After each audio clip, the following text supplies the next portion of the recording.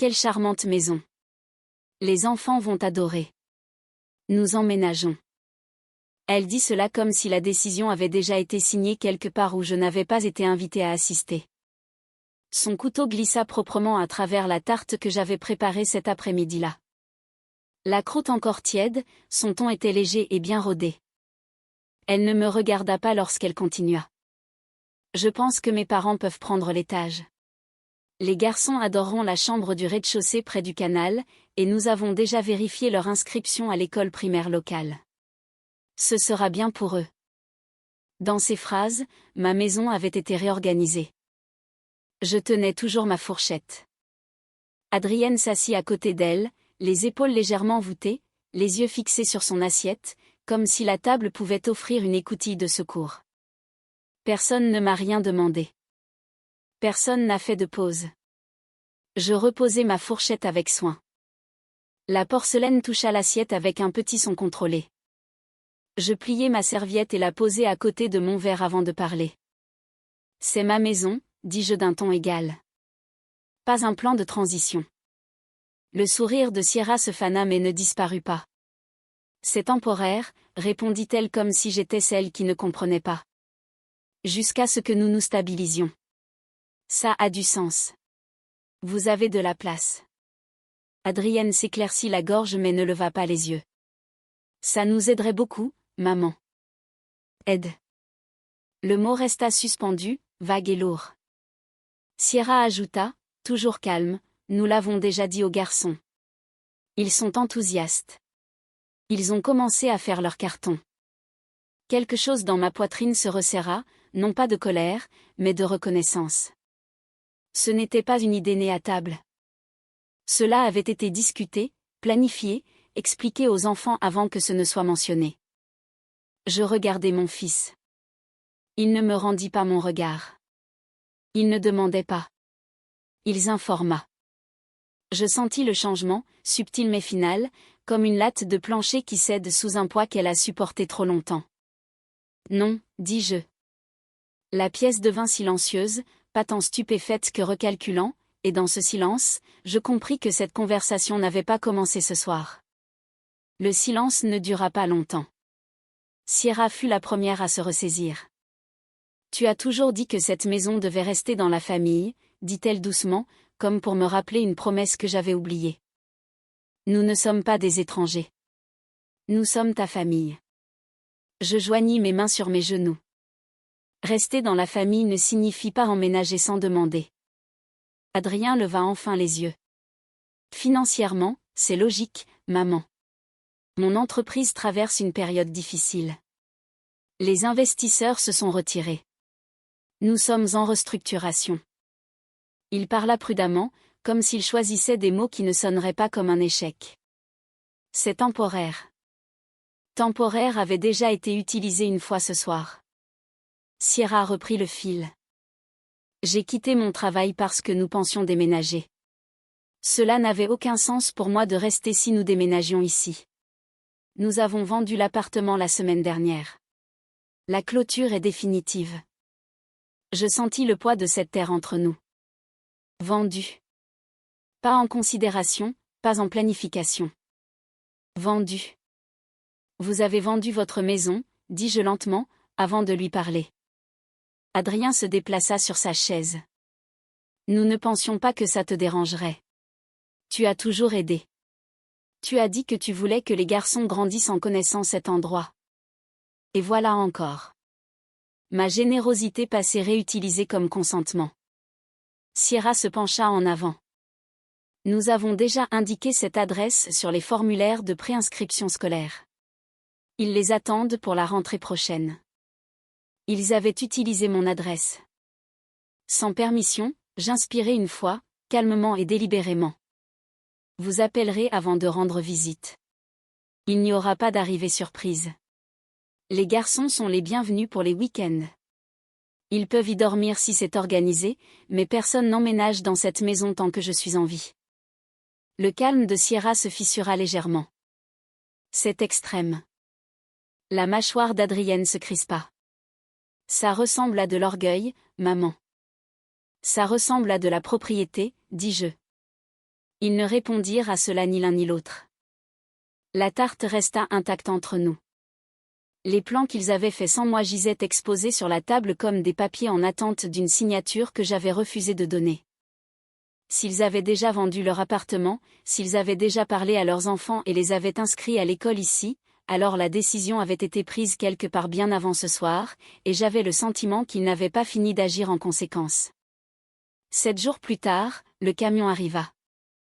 Il était blanc et bruyant, montant lentement dans mon allée de gravier, comme s'il avait tout à fait le droit d'être là. J'étais à l'évier quand je le vis par la fenêtre. Un instant, j'ai pensé que c'était peut-être une livraison, une erreur. Puis je vis Sierra descendre, lunettes de soleil sur le nez, un presse-papier à la main. Derrière elle vint Adrien. Les garçons dégringolèrent ensuite, courant déjà vers le porche. L'arrière du camion s'ouvrit, et des bacs en plastique apparurent, puis des chaises, puis un matelas, encore enveloppé dans du plastique transparent. Ils ne m'avaient pas mal comprise. Ils avaient décidé de passer outre. J'essuyai mes mains et marchai vers la porte d'entrée.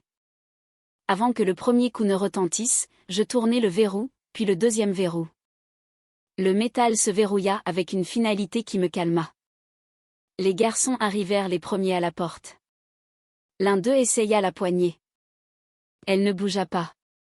La voix de Sierra suivit, vive et tendue. Nous sommes là.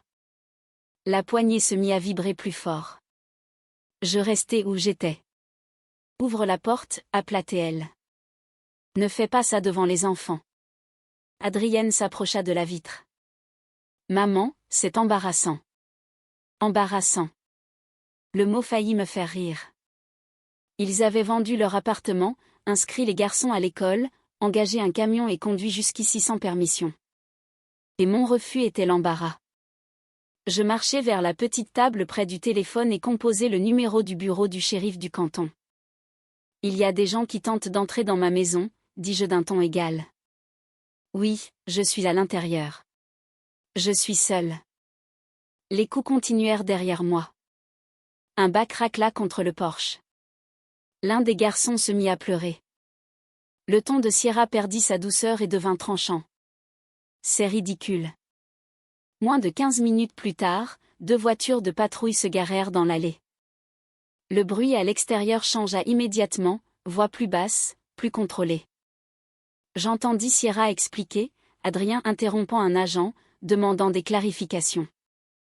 Les adjoints me parlèrent d'abord à travers la porte. Je confirmai que personne n'avait l'autorisation d'emménager. Ils ordonnèrent au camion de partir. Au moment où le moteur démarra et que les bacs furent rechargés, l'air parut plus léger, plus tendu. Lorsque les voitures de patrouille s'éloignèrent et que le gravier se stabilisa, je sus que ce n'était plus seulement un désaccord familial. Cela allait devenir une histoire. Cela prit moins de 24 heures. Un voisin m'envoya le message avec une courte note. Je pensais que tu devrais voir ça. Sierra avait écrit, claquemuré par une mère amère.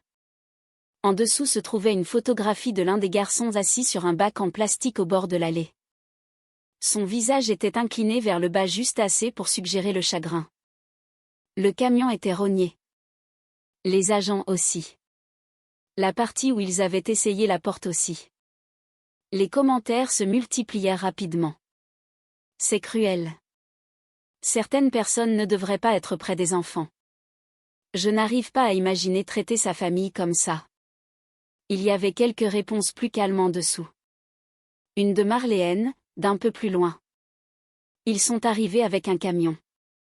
Aucune indignation, aucune défense, juste des faits. Je lus tout une fois puis fermai l'ordinateur portable. Mon téléphone vibra 1 heure plus tard. Adrien, as-tu dû appeler la police? Pas de salutation, pas de reconnaissance de ce qui s'était passé. Je tapai soigneusement. Vous avez essayé d'entrer sans permission. 3 points apparurent, puis disparurent. Aucune excuse n'est venue.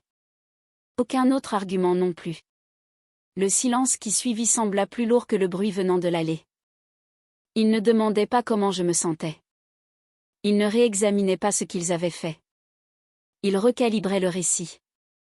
Il était plus facile de me dépeindre comme rigide que d'admettre qu'ils étaient arrivés avec un camion de déménagement et une présomption. Je parcourus la maison ce soir-là, touchant le dossier d'une chaise, le bord du comptoir de cuisine, le couloir où Adrienne laissait autrefois ses chaussures. Rien n'avait changé dans les murs. Pourtant, quelque chose de fondamental avait basculé. Il ne s'agissait plus d'avoir besoin d'espace.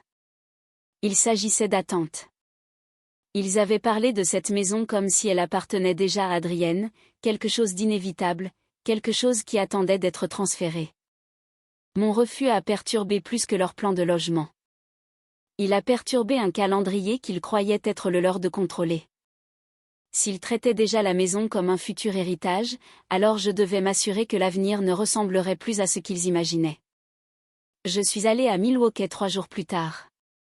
Le rendez-vous était sur mon calendrier depuis des années, initialement prévu comme un examen de routine que je n'avais jamais ressenti le besoin urgent de respecter. Maintenant, cela semblait nécessaire. Mon avocat, Maître Alverson, m'accueillit sans surprise. Il avait géré la succession de mon défunt mari et connaissait les détails de mes finances mieux que mon propre fils. Nous nous sommes assis l'un en face de l'autre dans son bureau, et j'ai expliqué ce qui s'était passé sans embellissement.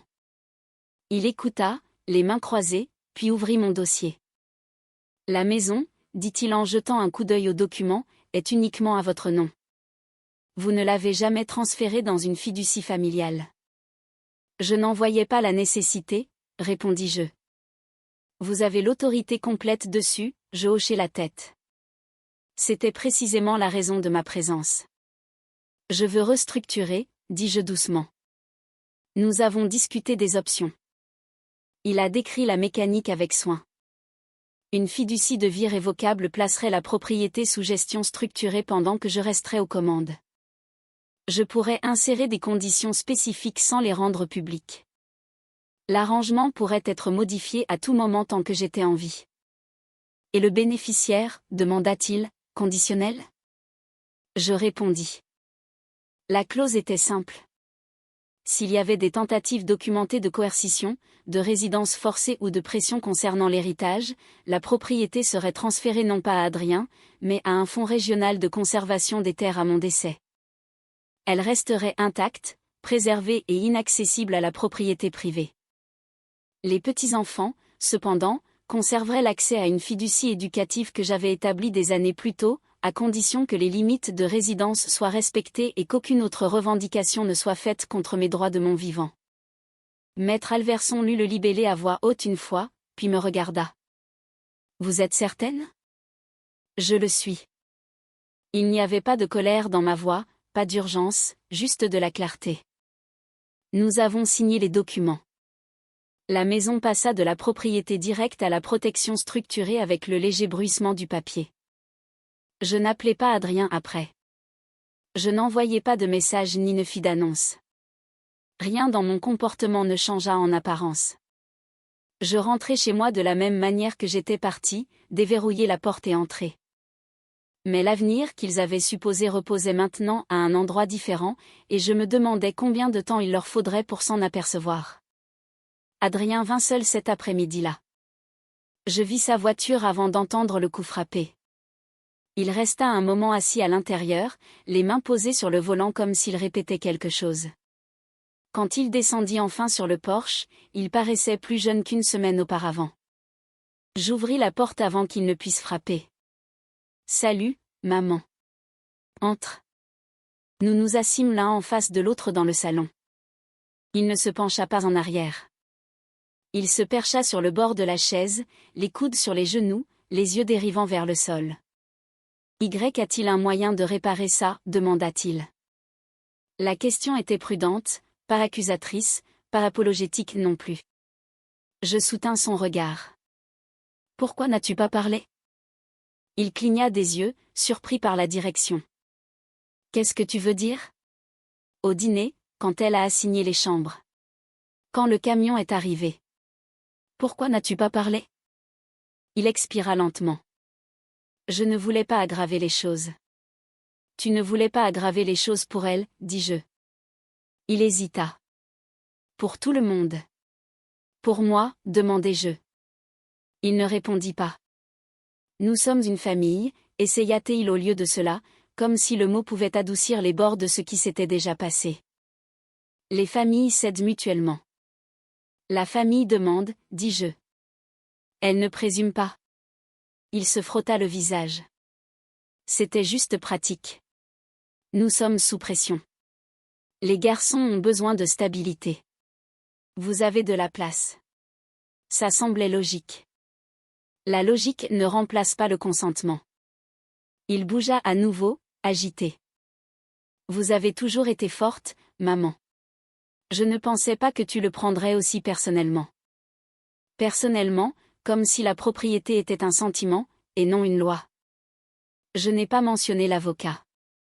Je ne lui ai pas parlé de la fiducie ni des conditions discrètement inscrites. Cette conversation appartenait à une autre époque, si elle avait lieu un jour. Au lieu de cela, je dis, tu ne m'as pas protégé dans cette pièce. Tu as protégé le plan.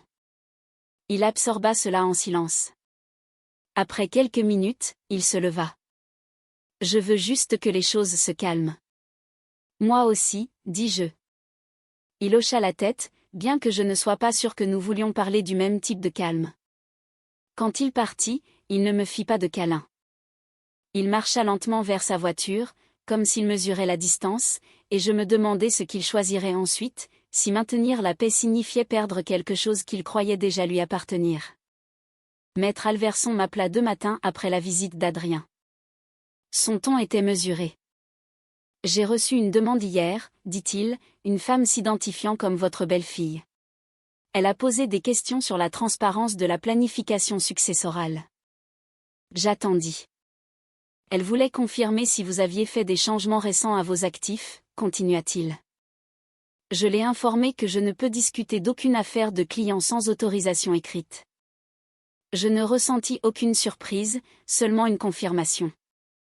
Merci, dis-je. Je pensais que vous devriez le savoir. Après que nous ayons terminé l'appel, mon téléphone vibra presque immédiatement. Sierra, la transparence bâtit la confiance, écrivit-elle. La formulation était prudente, presque corporative. Je fixai le message un instant avant de répondre. Le respect aussi. Sa réponse vint rapidement. Nous essayons juste de comprendre ce qui se passe. Comprendre ? Comme si mon refus était de la confusion plutôt qu'une limite. 1 heure plus tard, Adrien appela. Pourquoi rends-tu les choses plus difficiles ? Demanda-t-il sans préambule. Plus difficiles pour qui ? Pour nous. Nous sommes déjà sous assez de pression. Je pouvais entendre la tension sous sa voix maintenant, plus faible qu'avant. Les investisseurs se sont encore retirés. Les parents de Sierra nous aident comme ils peuvent, mais ce n'est pas durable. Nous pensions que déménager ici stabiliserait les choses. Et voilà. Moins de stratégie, plus de survie. Et comment déménager ici résout-il cela ? Demandai-je. Ça réduit les dépenses. Ça nous donne de l'air. À mes dépens. Silence. Tu agis comme si nous essayions de te prendre quelque chose, dit-il. Vous le faites, répondis-je calmement. Le temps, l'espace, l'autorité. Il expira brusquement. Tu as changé. Non, dis-je, je suis toujours en vie. Les mots tombèrent plus lourdement que je ne l'avais voulu, mais je ne les rétractai pas. Il n'argumenta pas. Il ne s'excusa pas non plus. Pour la première fois, je le vis clairement, sa peur d'échouer publiquement, sa dépendance aux parents de Sierra pour combler les lacunes financières, son besoin de quelque chose de solide qu'il pourrait désigner et dire « cela sera mien un jour ». La maison était devenue cette ancre. S'il devait choisir entre la survie financière et les limites que j'avais tracées, je soupçonnais que le choix révélerait plus sur lui que n'importe quelle conversation, et le prochain mouvement le montrerait. La maison parut différente après cet appel. Pas menacée, pas exactement, mais observée. Comme si chaque pièce silencieuse était devenue partie d'un argument que je n'avais pas choisi. Je décidai de rendre le silence utile. Il y avait une chambre d'amis à l'arrière de la maison que je n'avais jamais fini d'aménager. Elle était devenue un endroit pour les cartons de vieil linge, une lampe d'appoint, une chaise dont les joints nécessitaient d'être resserrés. Je la vidai sur 3 matinées. Je ponçai le cadre de la fenêtre, resserrai les charnières, remplaçai le matelas par un assez ferme pour signaler une intention plutôt que l'hospitalité. Je travaillais régulièrement sans me presser. Ce n'était pas émotionnel. C'était pratique. À la fin de la semaine, la chambre ne ressemblait plus à une réflexion après coup. Elle semblait revendiquer. Je créai une annonce via une plateforme privée que j'avais utilisée une fois auparavant lors d'un voyage. Je la gardai discrète. Une chambre d'amis, maximum 2 adultes, pas de mineurs, pas de séjour prolongé, pas de demande de relogement, pas d'exception. Le langage était délibéré. Les conditions étaient fermes. Le but était simple, établir une occupation documentée. Faire comprendre que la maison était activement utilisée. Empêcher toute prétention que l'espace était vacant ou destiné à un transfert familial. C'était une couche de protection enveloppée de courtoisie. La première demande arriva sous 2 jours. Un professeur à la retraite en visite pour une conférence. Il demanda des informations sur le stationnement et si les matinées étaient calmes. J'acceptai la réservation. Il resta 2 nuits, laissa la chambre en ordre et me remercia pour le calme. Cela semblait simple. Je ne fis pas de publicité massive. Je ne visais pas le revenu. J'espaçai soigneusement les réservations. Le but n'était pas les affaires. C'était le précédent. Chaque nouveau séjour laissait une petite trace, reçu, confirmation, dossier d'utilisation. La maison restait paisible. Mais la paix, j'avais appris, est parfois interprétée comme de la disponibilité. Lorsque Sierra finit par remarquer des voitures inconnues dans l'allée et vit l'annonce en ligne, je savais qu'elle ne la lirait pas comme une stratégie. Elle la lirait comme une déclaration. Sierra ne téléphona pas avant de venir. J'entendis sa voiture se garer dans l'allée et je sus qu'à sa vitesse qu'elle avait déjà décidé comment cette conversation allait se dérouler. Elle descendit sur le porche sans frapper, et j'ouvris la porte avant qu'elle ne puisse atteindre la poignée. Son expression était tendue, contrôlée uniquement par l'effort. « Vous louez un espace qui devrait être le nôtre », dit-elle immédiatement. Pas peut-on parler, pas j'ai vu quelque chose en ligne. Directement à la possession. Ce n'est pas le vôtre, répondis-je. Elle croisa les bras. Vous laissez des étrangers rester ici alors que votre propre famille est en difficulté. J'utilise ma propriété. Ce n'est pas le point, dit-elle vivement. C'est l'héritage d'Adrien. Et voilà encore. Pas un espoir, pas une possibilité. Une propriété projetée vers l'avant comme un fait. Cette maison est à moi, dis-je d'un ton égal. Pour l'instant, répondit-elle, et le mot portait plus de vérité qu'elle ne l'entendait. J'étudiai son visage. Elle n'était pas cruelle. Elle n'était pas imprudente. Elle était certaine. Certaine que le temps finirait par lui léguer la maison. Certaine que ma résistance était temporaire. J'ai besoin que vous écoutiez attentivement, dis-je. Elle soutint mon regard. La maison est dans une fiducie. Si je suis de nouveau pressée, s'il y a d'autres tentatives d'emménagement, de remise en question de mes décisions juridiques, ou de traiter cette maison comme déjà transférée, elle ne passera pas à Adrien. Son expression vacilla. Qu'est-ce que tu veux dire ?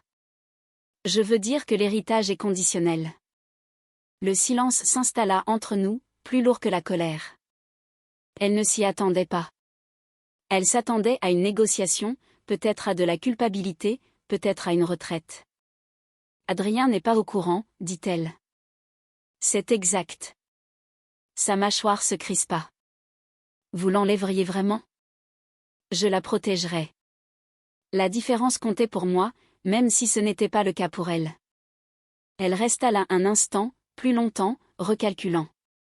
L'urgence qui l'avait poussée avant le camion de déménagement, les formulaires scolaires, les messages publics se transforma en quelque chose d'autre, quelque chose d'incertain.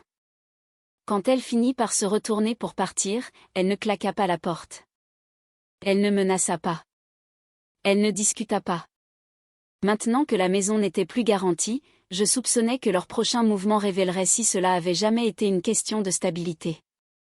Après le départ de Sierra cet après-midi-là, rien de dramatique ne suivit. Il n'y eut plus de camions, plus de voitures inopinées dans l'allée.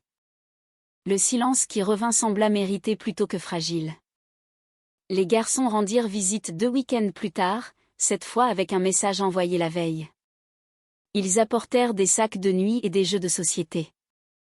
Ils coururent vers le canal et demandèrent si nous pouvions faire des crêpes le matin. Ils partirent dimanche soir quand Adrien vint les chercher. Il me remercia avant de partir. Le mot sonnait prudent, mais il était réel. Adrien commença à appeler une fois par semaine. Des conversations courtes. Des mises à jour sur le travail. Des questions sur ma santé. Nous évitâmes le mot héritage. Nous évitâmes la fiducie. Nous restâmes sur un terrain neutre. Sierra n'appela pas. Je n'essayais pas de la contacter. La chambre d'amis resta active par intervalles calmes. Un couple ici, un voyageur là, toujours bref, toujours respectueux. La maison semblait utilisée sans être occupée. Un matin, je pris une petite planche de bois dans l'abri de jardin et la ponçai jusqu'à ce qu'elle soit lisse. Je peignis les mots lentement, laissant chaque lettre sécher avant la couche suivante. Quand ce fut terminé, je la clouai à côté de la porte d'entrée. Privée sur invitation seulement. Ce n'était pas un avertissement. Ce n'était pas une accusation. C'était une déclaration de fait. Je reculai et la regardai, non pas avec triomphe, non pas avec tristesse, mais avec reconnaissance. Pendant des années, j'avais cru que l'amour exigeait l'ouverture, les portes, les horaires non verrouillés, les besoins flexibles anticipés avant d'être exprimés. Je pensais que la générosité signifiait faire de la place sans condition. Maintenant, je comprenais quelque chose que j'avais manqué.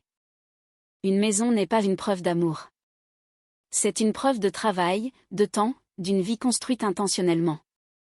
Si elle ne devient précieuse pour quelqu'un qu'après votre départ, si sa valeur réside dans l'attente de votre absence, alors peut-être que cela n'a jamais été une question de partage d'espace. La maison se tenait stable derrière moi, intacte.